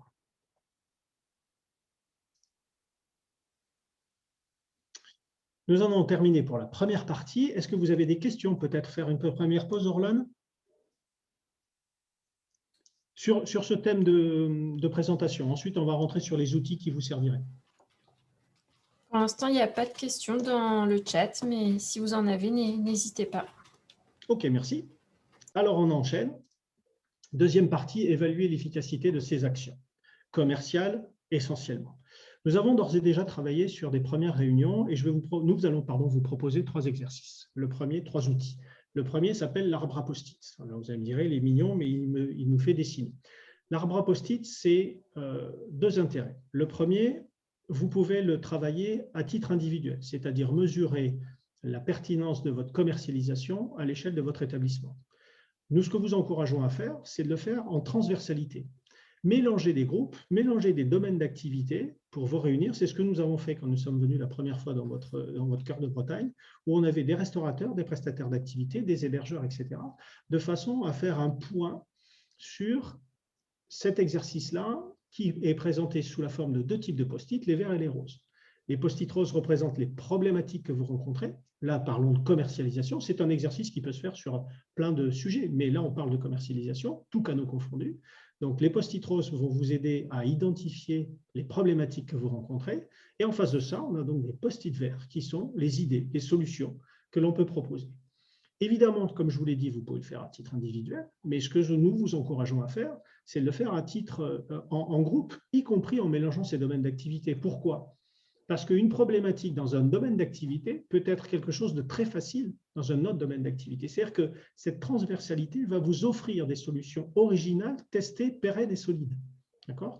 Donc, c'est, selon nous, plus enrichissant de mélanger les gens, si j'ose dire, pour avoir à la fois ces problématiques et ces solutions qui vont sortir, parce qu'on est parfois enfermé dans le carcan de son domaine d'activité. Voilà, l'étape 3, prendre en photo le résultat et garder l'original, c'est ce qu'on vous encourage à faire et c'est ce qui nous permet, par exemple, quelques mois après, 2 mois après, si ma mémoire est bonne, d'avoir l'exercice que nous avions fait à Rostrenan, sur 3 groupes différents. Et vous voyez, à travers ces 3 visuels, Alors, vous voyez, une première chose, c'est qu'en termes de dessin, ne m'embauchez surtout pas comme graphiste, mais il y a d'excellents dessins comme ça sur le web que vous pouvez trouver. La slide précédente le montrait. Mais ce qui est le plus intéressant surtout, c'est qu'on distingue, alors que l'on traitait de commercialisation sur 3 domaines d'activité, restaurateur, hébergeur et prestataire d'activité, on distingue déjà qu'il y a des sujets qui sont hors sujet. Il y a des post-it qui sont hors sujet dans les problématiques. Mais ce n'est pas grave. Quand on parle de service livraison, quand on parle d'accès des clients étrangers à la région, on n'est pas dans une analyse, un diagnostic de la commercialisation. Donc, on va simplement ôter ces post-it-là et on les mettra sur le sujet qu'on avait d'ailleurs travaillé à travers une analyse SWOT sur les forces et faiblesses de Cœur de Bretagne. En revanche, quand on utilise les post-it aussi bien verts et roses qui concernent la commercialisation, on distingue plus ou moins trois catégories. Un, qui a un manque de connaissances ou de formation, en particulier sur le canal digital. 2, qui a un manque de moyens. Je manque de temps, je manque de finances ou je manque tout simplement d'une connexion Internet efficace. Ça existe encore. Et puis, 3e facteur, ça peut être aussi des lacunes marketing. J'ai un problème de visibilité, j'ai un problème de positionnement. Je crois que le positionnement de Cœur de Bretagne est plus que bien défini, mais je peux avoir un problème de positionnement sur mon établissement où j'ai tout simplement aussi un problème de fichier client, où j'en ai pas du tout. En revanche, il y a des solutions qui s'y rapportent, ces fameux post-it verts. Eh bien, quand on parle de manque de connaissances, on voit qu'un des participants a tout de suite sorti la formation et l'utilisation de canaux de commercialisation numériques et communs. Une autre solution apportée a été le positionnement face aux contraintes récentes. Il faut parler d'immédiateté, il faut parler de frais d'annulation. Le petit commentaire que je vous faisais sur le focus digital. Les frais d'annulation adaptés à la crise Covid assurent et rassurent le client. Il faut absolument en discuter. C'est une idée qui a germé de ce groupe de travail issu de Cœur de Bretagne. Troisièmement, si les clients étrangers ne peuvent pas venir, attaquons la clientèle de proximité. Alors vous me direz, c'est évident, aujourd'hui on le sait, mais il y a 1 an et demi, on le savait peut-être, et en tout cas on ne l'exploitait peut-être pas suffisamment, voire pas du tout. Voilà comment cet arbre à post-it peut vous permettre d'identifier des problématiques et des solutions entre vous très rapidement et très efficacement, parce que c'est, comme je disais tout à l'heure, la vraie vie. Testez en tout cas. Le deuxième outil que nous souhaitions vous présenter, il est très simple. C'est une analyse de ces actions commerciales. Je vous disais en début de présentation qu'il est important d'avoir des actions de communication et de commercialisation, mais il est encore plus important d'en mesurer le bénéfice, d'en mesurer les résultats. On se permet de vous dire ça parce que ce n'est pas toujours le cas. Prenons l'exemple que je citais régulièrement, les salons. Très souvent, nous allons sur un salon, on a payé notre salon, notre graphiste, nos frais de vie, etc. Et puis on revient, on a pris quelques contacts plus ou moins intéressants, on a pris éventuellement 2-3 affaires et on se dit c'est bon, mon salon est payé. Mais ça ne suffit pas. Et on l'a tous fait, moi le premier. Ça ne suffit pas, il faut absolument mesurer toutes ces actions, qu'elles soient de communication. Vous avez un exemple, qui sont des exemples totalement fictifs, avec des chiffres totalement inventés par moi-même. Un exemple de communication sur une campagne de Google AdWords avec les VTT Montaré, ou une campagne de salon Outdoor Paris, gérée par Cœur de Bretagne.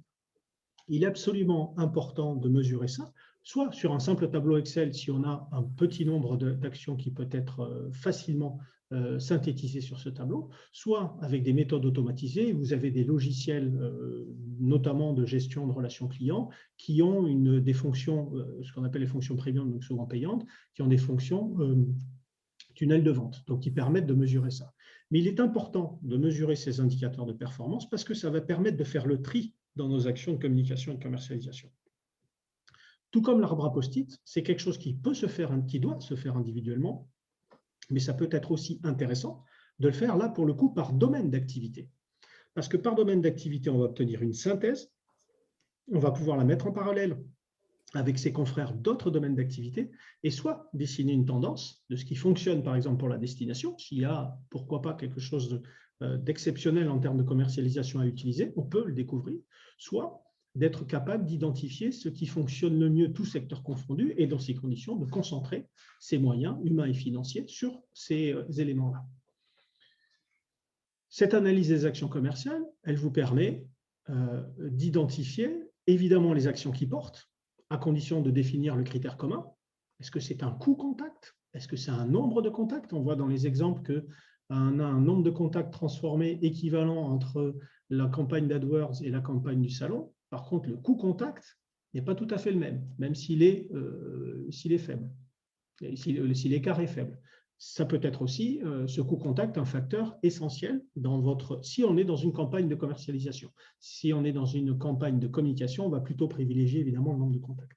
Ça va nous permettre, cette analyse, de vérifier ce qui a échoué et d'en rechercher les causes, qui généralement tournent autour de 4 critères. Problème de promotion, problème de publicité que je peux faire, problème de concurrence, problème de distribution ou tout simplement problème de demande qui n'existe pas ou peu.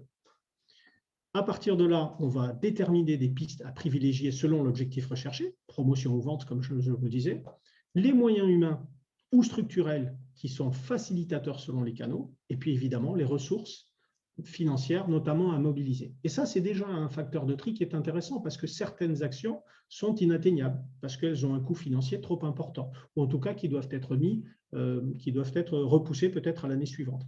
Ça permet d'ores et déjà de valider si les premières ébauches, que ce soit de la communication ou de la commercialisation, sont envisageables.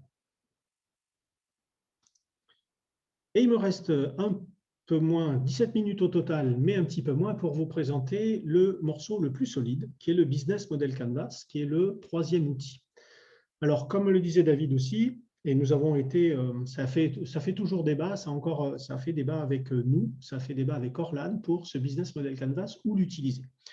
Nous avons choisi de vous le présenter en dernier webinaire. Il aurait très bien pu être utilisé dans le webinaire 2, ajuster son offre, et dans le webinaire 3, quel levier d'optimisation de son modèle économique.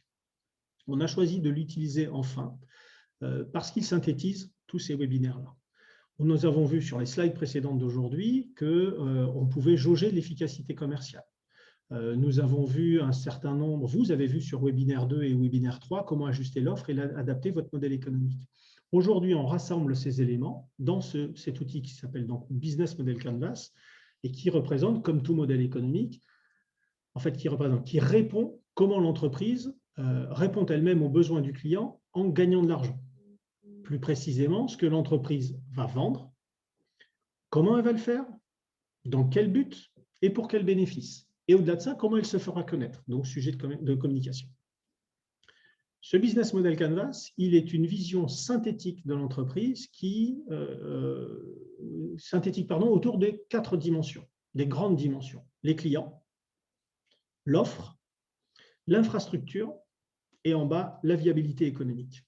Ça va nous permettre de détecter, ça nous permet de détecter des nouveaux leviers de développement. Faut-il que je développe de nouveaux produits? Faut-il que j'aille chercher de nouveaux clients? Ou au contraire, faut-il que j'aille chercher de nouveaux partenaires, comme nous disait David dans la communication indirecte? Faut-il que j'utilise de nouveaux canaux, aussi bien de commercialisation que de communication? Alors, une présentation rapide de ce Business Model Canvas. À droite, sur la partie droite, vous avez le bloc segment client, qui sont ni plus ni moins que nos cibles et nos personas. Un petit conseil, un petit détail, évitons le segment trop vague. On ne peut clairement pas plaire à tout le monde. Il vaut donc mieux avoir une cible affinée à qui on fera une proposition de valeur pertinente plutôt qu'avoir une cible plutôt floue, avec des contours flous, parce qu'on ne plaira pas à tout le monde, donc on ne plaira à personne.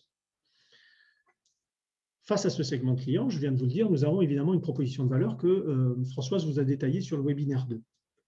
Cette proposition de valeur, elle est simple, j'allais dire elle est unique, en tout cas elle est convaincante. D'accord ? La proposition de valeur, ce n'est pas ce que l'entreprise fait, mais c'est bien ce que le client en tire comme bénéfice. D'accord ? Ce n'est pas l'activité classique de l'entreprise, c'est bien ce que le client va en tirer comme bénéfice. Attention, votre bonne pratique à la proposition de valeur. N'hésitons pas à aller interroger nos clients pour savoir ce qu'ils les ferait nous choisir. La question est simple, pourquoi moi? Pourquoi vous me choisiriez? Avec cette réponse-là, avec cette question-là, si vous obtenez des réponses, vous avez de grandes chances de définir une vraie proposition de valeur. Attention, quand je dis insister, ce qu'il y a d'intéressant, c'est d'aller chercher aussi, d'interroger son client. Une simple anecdote, Airbnb, que vous connaissez tous, qui est aujourd'hui du 100% digital, a passé a investi un an, sa première année, à aller rencontrer l'ensemble des propriétaires qu'il voulait rencontrer pour leur demander quelle serait leur proposition de valeur. Un an à rencontrer et rien ne s'est fait par le digital, en tout cas dans un premier temps chez Airbnb. En dessous de ces, alors pardon, entre proposition de valeur et segment client, vous avez évidemment les deux blocs qui sont la relation client et puis les canaux. C'est-à-dire qu'est-ce que le client attend de moi et comment je vais m'entretenir, par quels moyens je vais m'entretenir et diffuser mon offre. En dessous de ces blocs-là, vous avez les flux de revenus, c'est-à-dire évidemment les flux générés. Attention à bien identifier, comme David vous l'a présenté en webinaire 3, de bien intégrer les coûts directs et indirects, les coûts fixes et variables et les coûts, comme il nous disait tout à l'heure, de commercialisation. Je dirais même les coûts, l'impact de la saisonnalité ou d'une crise. Aujourd'hui, ce n'est pas à vous que malheureusement je vais apprendre que les coûts restent, même s'ils peuvent diminuer légèrement, les coûts fixes restent malgré la crise alors que les recettes diminuent, voire disparaissent. Face à ce bloc de droite, quand on regarde l'écran, vous avez le bloc de gauche. Le bloc de gauche avec notamment les activités clés. Les activités clés, ce sont les activités obligatoires pour aboutir à la proposition de valeur. Et encore une fois, ce n'est pas ce que l'entreprise fait au quotidien, mais bien l'activité avec un grand A qui est stratégique, celle qui fait la différence, celle qui fait que le client va dire pourquoi eux, parce que. D'accord ? Face à ces activités, les ressources incontournables pour y parvenir. Enfin, parfois, souvent, les partenaires que vous associez à la réalisation de la proposition de valeur. Attention aux partenaires, attention d'abord à contrôler leur activité, parce que s'ils sont, particulièrement prenants dans votre activité clé, il faut que cette activité clé corresponde à ce que vous souhaitez offrir. Donc, la confiance n'excluant pas le contrôle, il est nécessaire de contrôler. Deuxième point d'attention, ne confiez pas la totalité de votre activité clé à un partenaire, sinon ça va devenir votre principal concurrent, voire même ça va devenir le leader sur le marché à votre place. Quelques conseils sur le business model Canvas.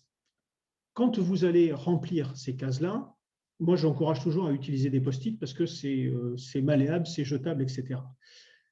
Une fois que vous avez bien rempli, bien phosphoré, bien trouvé pas mal d'idées, sélectionnez les sujets qui vous semblent essentiels au développement de votre business. Et en ce titre, vous pouvez vous faire aider par d'autres. Les autres, c'est vos collaborateurs, vos associés, vos clients, vos familles, vos proches, etc. Avoir des visions extérieures est toujours intéressant parce qu'on a, encore une fois, plutôt souvent la tête dans le guidon et plutôt le carcan dans notre domaine d'activité. Échanger avec ces parties prenantes, partenaires, clients, collaborateurs, associés, vous verrez que ça apporte une valeur ajoutée à votre réflexion. Deuxième élément, conseil, si vous avez plusieurs segments de clientèle, soit les propositions de valeur sont identiques, et auquel cas on fusionne, on superpose, soit les propositions de valeur sont différentes, et auquel cas ça fait deux business model Canvas différents. Il est important de vraiment orienter par rapport à son proposition de valeur et ses segments clients son business model Canvas. Alors, vous donnez deux exemples. Deux exemples, qui ne sont pas pris en Bretagne, mais je vous expliquerai pourquoi je ne l'ai pas pris en Bretagne, je l'ai pris dans les Cévennes. Nous avons un exemple de business model Canvas d'un gîte, dans un parc national des Cévennes, en l'occurrence, donc qui propose à des randonneurs à pied une proposition de valeur basée sur un retour à la nature par la randonnée et l'observation animalière. On voit derrière qu'ils vont diffuser la relation client, c'est-à-dire une relation liée au confort, aux besoins d'une clientèle itinérante, confort, service, conseil, etc. On a vu ça sur les clientèles itinérantes. Et puis, ils vont communiquer à travers notamment les réseaux sociaux, mais également les sites web, que ce soit celui du gîte ou que ce soit celui du Parc national des Cévennes. Les flux de revenus seront évidemment la location du gîte et potentiellement des produits du terroir que le propriétaire du gîte va dealer avec les producteurs locaux qui entourent son gîte. Face à ça, les activités clés, randonnée et observation animalière. Les ressources clés, il faut un gîte confortable et services adaptés, de l'information, des pique-niques à emporter, de la restauration, éventuellement des menus adaptés pour ceux qui marchent beaucoup. Et puis évidemment, la ressource clé, en l'occurrence, c'est 2 sentiers GR qui passent à proximité de ce gîte et qui font l'attrait et l'intérêt et l'afflux. Oui, soyons fous, l'afflux de clientèle. La structure des coûts, ni plus ni moins que l'entretien du gîte, les abonnements web et des commissions qui peuvent être reversées, par exemple, au Parc national des Cévennes quand c'est eux qui diffusent l'information et commercialisent le gîte. Deuxième partenaire clé, c'est l'accompagnateur moyenne montagne qui va apporter une vraie valeur ajoutée dans la randonnée et l'observation animalière. On est sur un gîte et vous me direz, en tout cas moi je le pense, qu'on est En dehors de l'observation animalière, il n'y a absolument rien d'extraordinaire pour un gîte. On est c'est certainement très bien fait, il n'y a pas de souci là-dessus, mais on est sur un produit extrêmement concurrentiel. La randonnée peut être un peu moins concurrentielle parce qu'ils ont la chance d'avoir un parc national avec pas mal d'animaux et on peut un petit peu sélectionner une clientèle différente. Ce qui devient intéressant, c'est que pour ce même gîte, et voilà pourquoi j'ai voulu prendre cet exemple dans les Cévennes, parce que je pense qu'il y a quelque chose à travailler dans votre cœur de Bretagne, ce même gîte a en proposition de valeur très différenciante, unique, très exclusive, une observation privilégiée des étoiles. Pourquoi? Parce qu'ils font partie d'une des rares réserves internationales de ciel étoilé de France et d'Europe. C'est-à-dire une zone où il n'y a pas de pollution lumineuse. Et je crois qu'il y en a une par chez vous. Peut-être pas identifiée comme réserve internationale, mais il me semble qu'il y en a une chez vous. Cette proposition de valeur sur l'observation et sur l'accompagnement des astronomes, qui soient d'ailleurs avertis avec de l'assistance technique ou simplement débutants, en leur faisant découvrir, ça permet d'obtenir un segment de clientèle ultra ciblé, qui sont les astronomes amateurs et avertis. Et là, on a une cible beaucoup plus réduite, évidemment, mais par contre beaucoup plus facile à toucher. Comment? Avec une relation qui recherche technique et passionnée, donc il n'est pas la peine de se diffuser partout, on va identifier ces canaux extrêmement techniques et ciblés, qui sont les forums, les blogs spécialisés. On va toujours utiliser, voilà pourquoi c'est en vert. Le vert, c'est pour faire la différence avec le business model Canvas d'un segment de clientèle identique ou d'un segment de clientèle différent. Les post-it rose ou orange pardon, correspondent au business model Canvas de ce même gîte, mais sur la randonnée uniquement. Le vert présente des disparités. Donc, vous avez des forums et des blogs spécialisés dans les canaux, et puis on va retrouver les réseaux sociaux et les sites web que je citais tout à l'heure. Dans les flux de revenus, on va évidemment avoir une location du gîte, mais c'est en vert, ça veut dire que c'est un gîte équipé et adapté, donc potentiellement je vais pouvoir le vendre plus cher, parce qu'il est mieux équipé qu'un simple gîte de randonneur. J'ai toujours mes ventes de produits du terroir. Par contre, comme j'ai des passionnés, si j'ai des produits thématiques astronomie qui sont bien ciblés et parce que je suis un spécialiste, je vais pouvoir aussi générer des revenus grâce à ça. Sur les blocs en face, eh bien, on va toujours avoir en activité clé l'observation des étoiles. Pour ça, il faut avoir un gîte adapté. Alors, du confort, certes, de la restauration, certes, mais une terrasse avec une logistique spécifique à l'activité qui est nocturne. Et puis, ce propriétaire de gîte a poussé le délire en achetant un télescope performant et justement pour proposer la découverte à des astronomes en découverte, des familles par exemple, de venir découvrir ces étoiles, de venir découvrir cette voûte céleste. Et il vend à ce niveau-là une prestation supplémentaire, au-delà de son gîte, c'est-à-dire son accompagnement. Et on trouve dans les partenaires clés et dans les structures de coûts absolument la même chose. La simple structure de coût qui différencie, c'est l'entretien du télescope. Donc vous voyez que l'intérêt du business model Canvas, c'est de rassembler un petit peu tout ce que l'on a vu sur les webinaires 2, webinaire 3 et ce webinaire-là, et d'en faire une synthèse pour, encore une fois, trouver des leviers de développement, qui soient sur des segments de clientèle, comme l'astronomie dans ce cas-là, qui soient sur de nouveaux produits. On a sur la découverte des étoiles pour un simple gîte qui était dans un parc national à l'origine. Et je pense que c'est intéressant aussi pour vous d'aller creuser ça. C'est clairement pas facile, ça demande beaucoup de remue-ménage, il faut se faire aider, il faut y revenir plusieurs fois, mais c'est une vraie source de développement et de diversité. Pardon. Et j'en ai terminé, et vous posez la question, avez-vous des questions? Alors, on a une remarque d'une personne qui nous dit que la difficulté, parfois, elle réside dans le fait qu'à proximité, il n'y a pas forcément de ressources clés ou spécifiques pour travailler une offre autour de l'hébergement. Oui. Oui, enfin, je ne sais pas ce qu'en pense David, mais si effectivement, s'il n'y a rien ou pas grand-chose autour, ça devient difficile de s'identifier. Alors, une des façons de répondre, parfois, c'est quand ce n'est pas matériel ou lié à l'environnement, on va rechercher une personne ressource qui va amener une plus-value.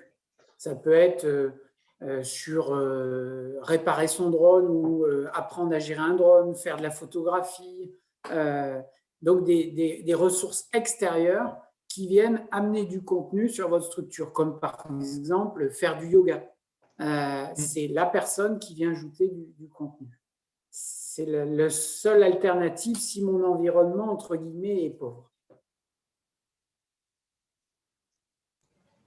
Alors, on a une autre question. On nous demande donc, quel est, selon vous, le budget minimum à prévoir pour la commercialisation et la communication, donc pour un gîte ou des chambres d'hôtes, donc vraiment des petites structures.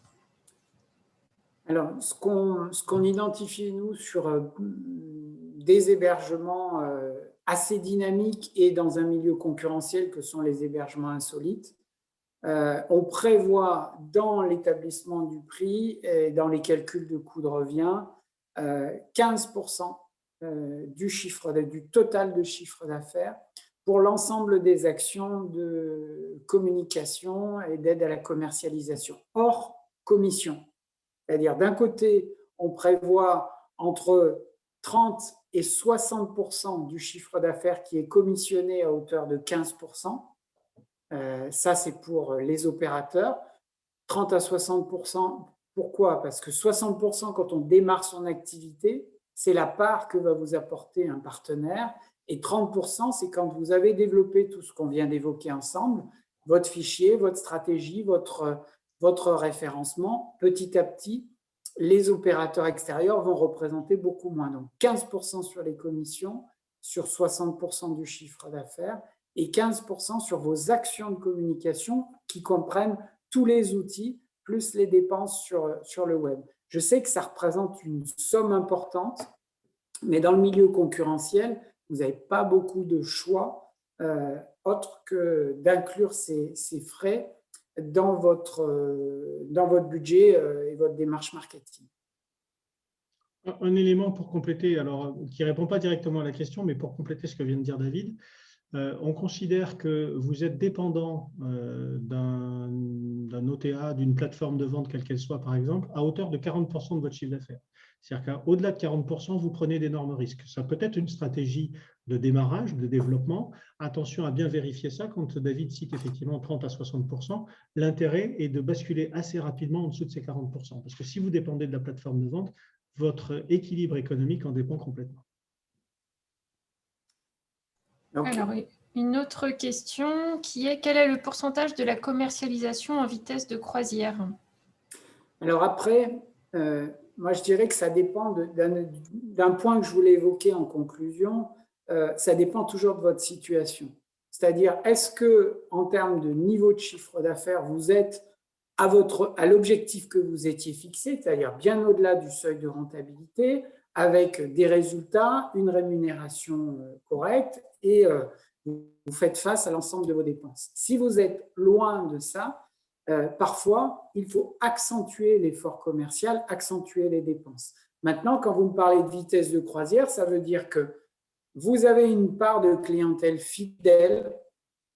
Selon les situations, moi, je trouve entre 30 et 50% de clientèle fidèle sur les différentes structures. Si j'ai 50% de clientèle fidèle, je vais dépenser beaucoup moins que si je n'ai que 30%. Parce que chaque année, il doit être un renouvellement de clientèle à hauteur de 70%, au lieu d'être à seulement 50%. Donc, si je suis en vitesse de croisière, je considère que j'ai au moins 50% de ma clientèle qui est fidélisée, vers laquelle je vais avoir des actions de communication, mais quelque part qui sont peu coûteuses, et je vais avoir 50% de conquête. Et donc, sur ces 50% de conquête, c'est là où il faut que je mette les moyens nécessaires pour aller les chercher. Et souvent, une des approches aussi qu'il faut intégrer, c'est quelle est la période et quelle est la cible, qui revient à ce qu'a évoqué Gilles à plusieurs reprises, sur laquelle je vais progresser. Est-ce que c'est en période estivale sur une clientèle famille qui vient sur mon établissement et pour laquelle j'ai déjà beaucoup de demandes, ou est-ce que c'est au contraire sur les ailes de saison, printemps-automne, plutôt en semaine, il faut que j'accentue mon effort et auquel cas je vais travailler sur des thématiques, je vais travailler sur des contenus à valeur ajoutée, comme l'a expliqué Gilles dans la démarche Canva, et pour essayer d'aller grappiller ces 5-10% de clientèle supplémentaire qui vont me permettre de baisser mes coûts de revient et me permettre d'atteindre cette vitesse de croisière. Donc, je dirais que la réponse, elle est à la fois dans l'analyse de votre existant Oui. et dans l'analyse de l'ampleur de vos objectifs et de la manière de les atteindre.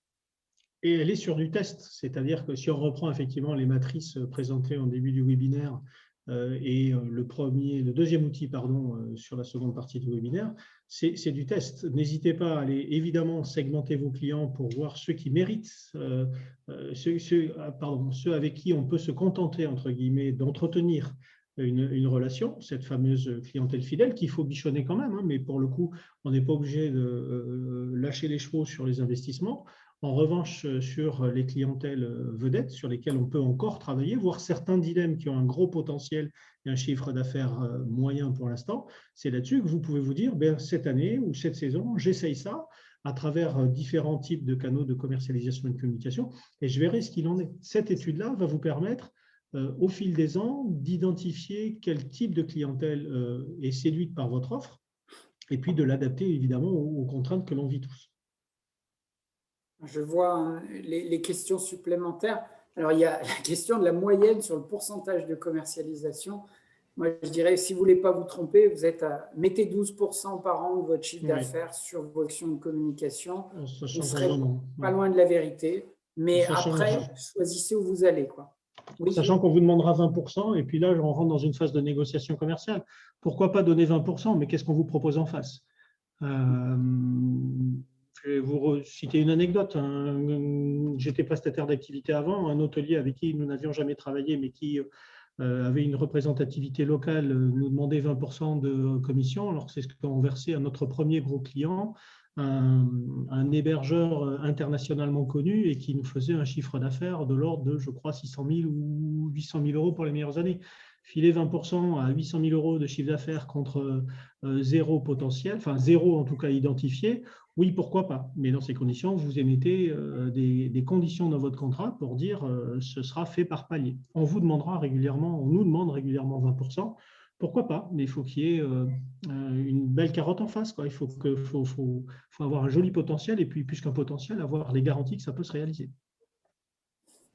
Et du coup, une dernière question. Donc, il y a quelqu'un qui demande si, à votre avis, aujourd'hui, il est possible pour un hébergeur de s'en sortir sans passer par les OTA. Non. Moi, je dirais que ça dépend de la taille de l'entreprise et de son état d'avancement encore au niveau clientèle. Par exemple, j'ai vu le cas, moi, sur des chambres d'hôtes qui, parce qu'elles ont un passif assez important et un fichier actif, elles n'ont plus besoin aujourd'hui d'aller chercher des nouveaux clients ou peu de nouveaux clients par rapport à la part de clientèle fidèle. Donc, si vous avez vraiment bien travaillé dans le passé et que vos objectifs sont faibles, j'ai 5 chambres d'hôtes à commercialiser, je veux essayer d'économiser sur ces commissions. Certes, vous économiserez sur les commissions. Par contre, vous n'économiserez pas sur le temps que vous allez passer pour fidéliser vos clients et pour aller en chercher des nouveaux parce que vous devrez communiquer plus. Donc, quelque part, les 10-15% que j'évoquais de coûts de communication, vous les investirez d'une façon ou d'une autre. Mais vous les investirez, vous, directement, là où vous le souhaitez, sans passer par un OTA. C'est la seule condition.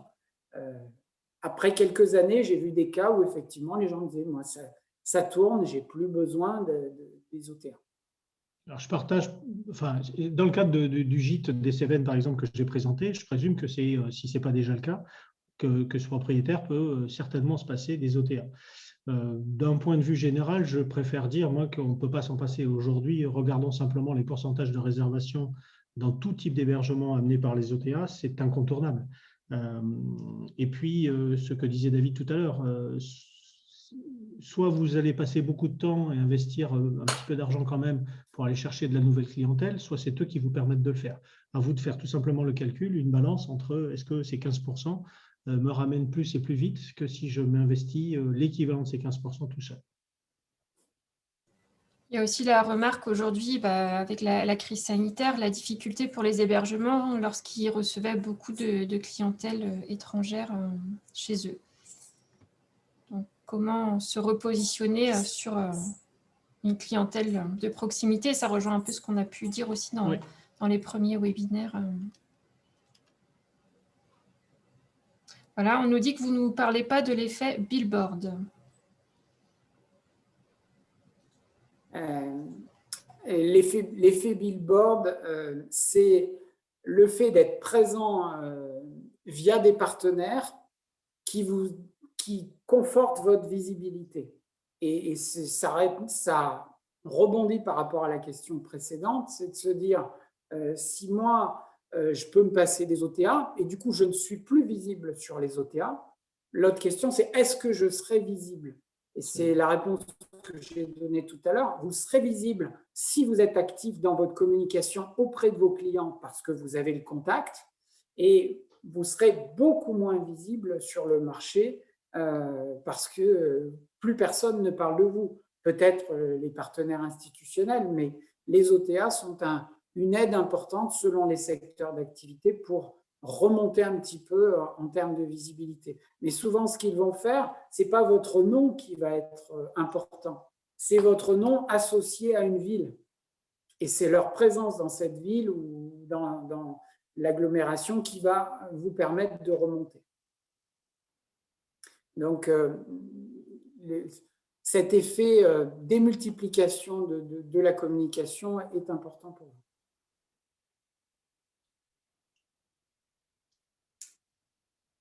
Voilà. D'autres questions, Orlan?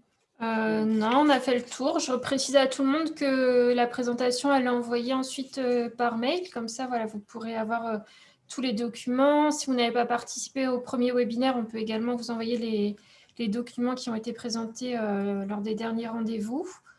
Le webinaire est aussi enregistré, donc vous aurez accès au replay. Est-ce qu'on peut prendre une minute de votre temps supplémentaire pour vous demander de vous connecter, par exemple, avec votre smartphone sur le site www.booklab.com, et en haut de la page, vous avez un petit espace où il y a marqué code. Si vous voulez bien taper CHNIJD, on va pouvoir participer à un sondage. Je vais juste lancer le sondage pour que vous ayez la question.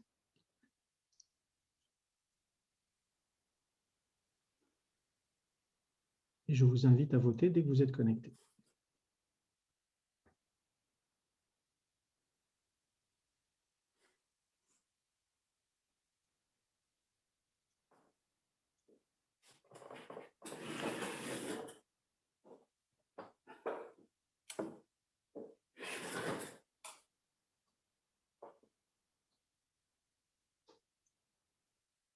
Je vois que ça arrive doucement. Nous avons 20 participants. Pas encore de vote. Ah, ça y est, ça arrive.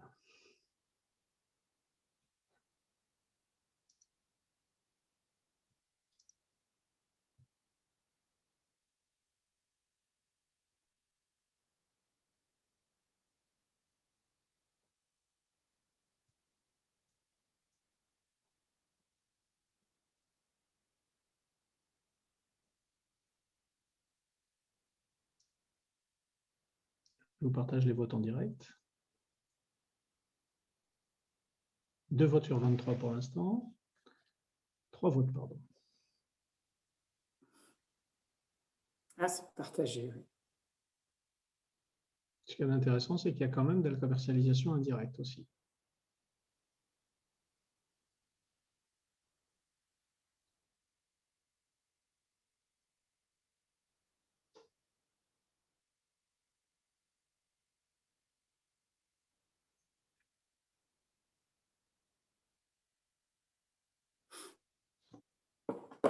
Ok, j'ai l'impression, je ne sais pas ce que vous en pensez, Orlan, je pense qu'on va... Ah non, ça vote encore. 30, 30, 70. Il y a les réponses multiples sont acceptées, pardon, j'ai oublié de vous le dire. Ça se traduit évidemment dans les résultats.